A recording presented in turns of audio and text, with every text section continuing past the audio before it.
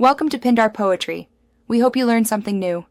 You begin by locating the exact order number and tracking ID from your confirmation email or account page.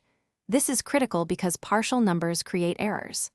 Once you have them, open the carrier website or app and choose the tracking input field. Make sure you're signed into the retailer if they consolidate updates, because some status messages only appear there. If you've got multiple shipments, label each ID now so you don't mix them up later.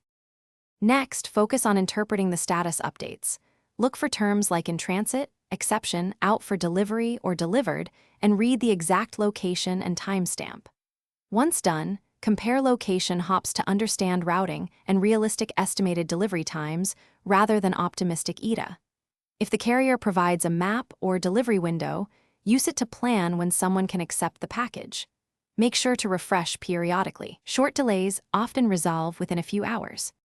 Finally, confirm delivery by checking for a photo, signature, or GPS drop-off proof in the tracking details. This prevents false claims. If the status shows an exception or your package is missing, contact the carrier immediately with the tracking ID and describe the issue. Don't forget to note timestamps. If the carrier can't locate it within 48 to 72 hours, escalate the claim with the retailer for a refund or replacement. Quick action improves chances of recovery. Thanks for watching. Consider subscribing if we helped you.